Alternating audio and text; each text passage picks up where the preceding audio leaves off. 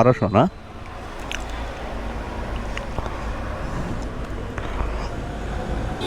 এই যে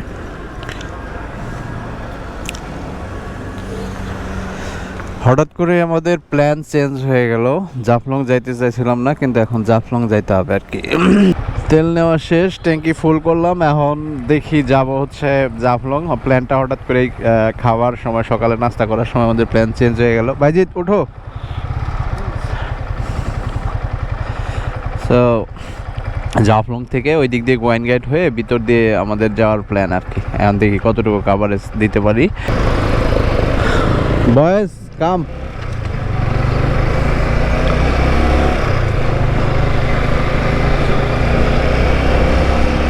এটা হচ্ছে জাফলং এর রাস্তা। এখন আমরা এই রুট দিয়ে একদম জাফলং চলে যাব। দেখা যাক জাফলং কতক্ষণ সময় লাগে। এখন সকাল ঘড়িতে বাজে হচ্ছে 8:20 বাজে। দেখি আমরা কত তাড়াতাড়ি, আবার তাড়াতাড়ি যাওয়ার চেষ্টা করব, কারণ আমাদের 3-4টা স্পট হচ্ছে কাভার দিতে হবে। সো আমাদের হাতে সময় খুবই টাইট, বেশিক্ষণ সময় স্টে করব না, বাট সবগুলা জায়গায় যাওয়ার চেষ্টা করব ইনশাল্লাহ। দেখা যাক বাকিটা কতটুকু পারি। তবে সিলেট শহর সম্পর্কে যদি না বলি তাহলে সেটা হচ্ছেই না। সেটা হচ্ছে সিলেট শহরটা খুবই সুন্দর। সবাই বলে রাজশাহী শহরটা মানে আমার তো হর্ন নাই, এখন যে কী হয় এটাই তো সমস্যা। সিলেট শহরটা আমার কাছে বেশ ভালো লাগছে। রাস্তাঘাটগুলো খুবই সুন্দর, আর হচ্ছে খুবই মানে লাক্সারিয়াস লাইফ লিড করে এই দিকের মানুষ মনে হচ্ছে। রাতের বেলায় যখন আপনি বাইরে বের হবেন, দেখবেন লাইটের আলোকিত জলসানিতেই বোঝা যায় যে কীরকম তারা। তো আই গেস এখনও রাস্তা ভালো। হর্নটা আমাকে খুব ডিস্টার্ব করতেছে, হর্ন ছাড়া কি চালা যায়?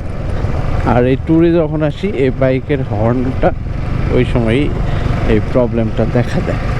এরপরে স্টক হর্ন লাগাবো, আর ফালতু অন্য কোনো ব্র্যান্ডের বেশি হর্ন পাওয়ার জন্য এই হর্ন লাগায় লাভ নাই। কারণ হচ্ছে হর্নই যদি কাজ না করে, আমি ওই মানে যেই সময় আমার দরকার, পরে হর্ন দিয়ে আমি কি করব? আমার হর্ন দরকার, সেটা অল্প হোক কম হোক, যাতে সব সময় থাকে। ও মাই গড, এটা কি জাফলং কোন দিকে একটু জিজ্ঞেস করতে হবে। এটা বলে সিলেট উসমানি সোজা।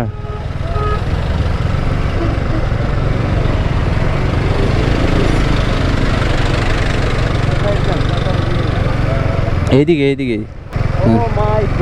নাক একবারে নাক বরাবর।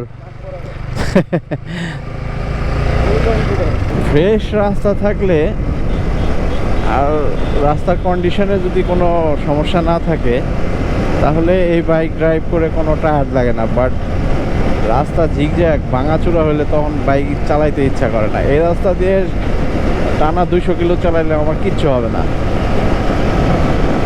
ভালো লাগতেছে রাস্তাটা, সত্যি অসাধারণ একটা রাস্তা।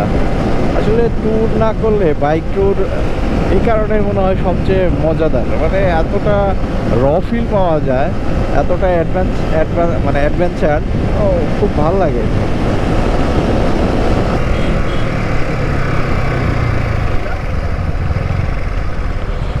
কিন্তু এই রাস্তায় প্রচুর বিট, এত পরিমাণ স্পিড ব্রেকার।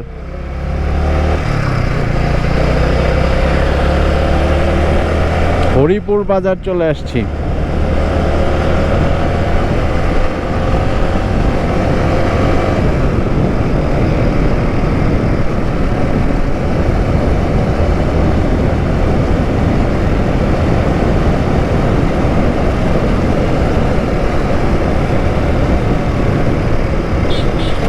তামাবিল সীমান্ত দিয়েই তো ইন্ডিয়া চলে যায়।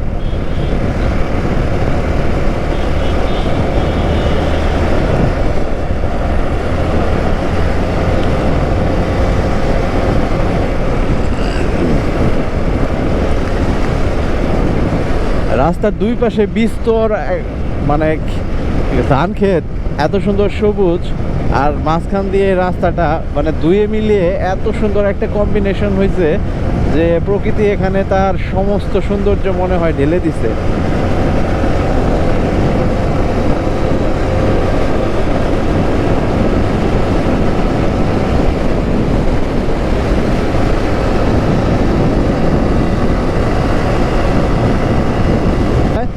ঠান্ডা মৃদু বাতাস গায়ে লাগিয়ে বাইক ড্রাইভ করতেছি, মানে এটার মতো মজার আর কিছু নাই।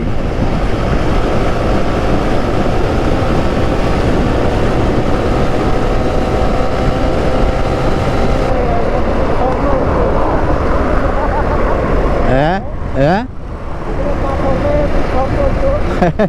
পাথর এগুলো তো স্বর্ণই। জাফলং প্রবেশ করে ফেলছি, আর এখান থেকে মাত্র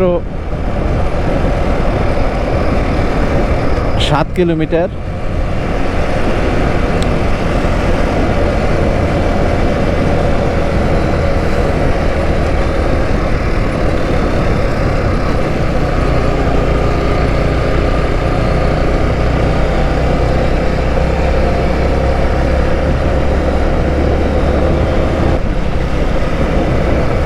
সমতল থেকে এখন উপরের দিকে যাইতে হচ্ছে।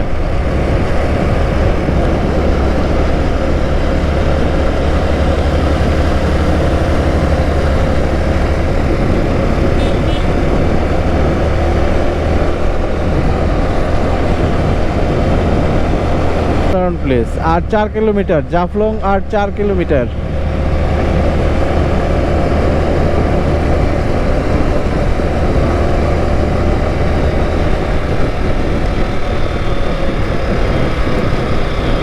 আঁকা বাঁকা রাস্তা, কর্নারিং এর জন্য মজা লাগে। এখন কোন দিকে?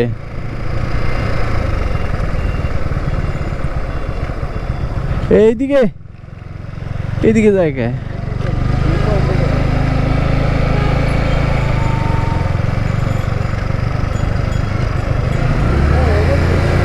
ওইদিকে তো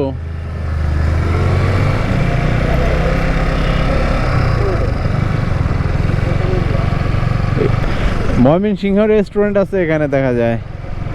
ও এটা মনে হয় বিকল্প রাস্তা, ওই দিক দিয়ে ঘুরে না এসে এই দিক দিয়ে ঢোকা যায়। এটাই কি মেন পয়েন্ট বাইজিৎ? এটাই মেন পয়েন্ট? বা সামনে পাওয়া যাবে, সামনে পাওয়া যাবে। যাও যাও, এটাই কি মেন পয়েন্ট?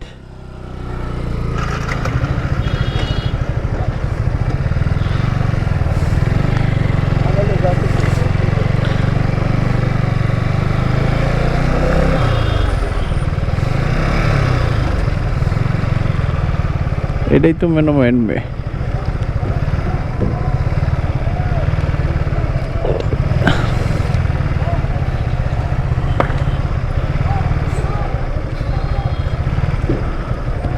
সামনে যাও, সামনে যাও।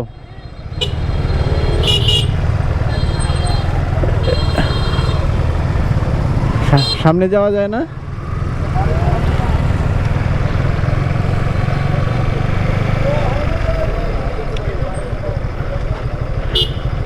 এখানে মনে হয় পার্কিং।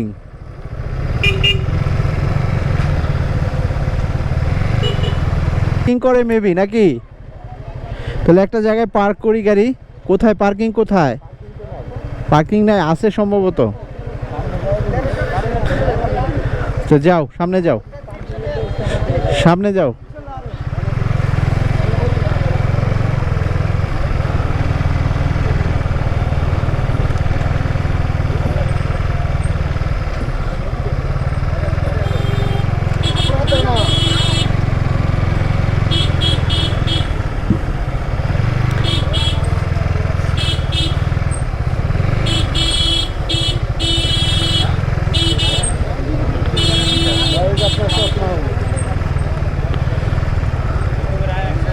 এই যেখানে পার্কিং আছে, দুইটা দুইটা আছে, প্যাকেট দুইটা আছে, দুইটা লইস। আর গামছাটা বিছ আছে, গামছাটা লইস। আপনি টাকা দিয়ে দিন না? আর গামছা লইস, গামছা বিছ আছে আইনাস বল। আছে কি ভাই?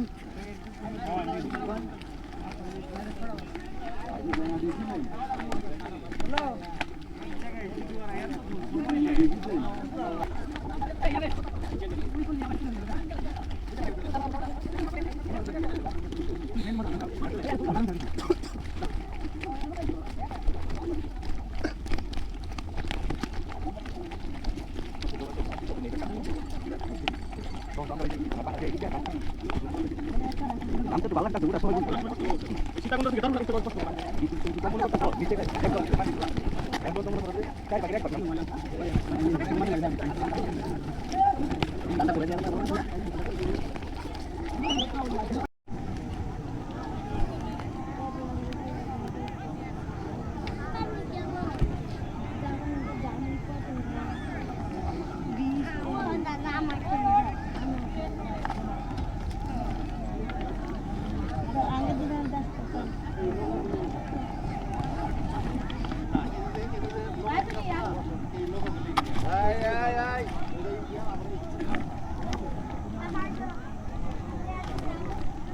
No man's land.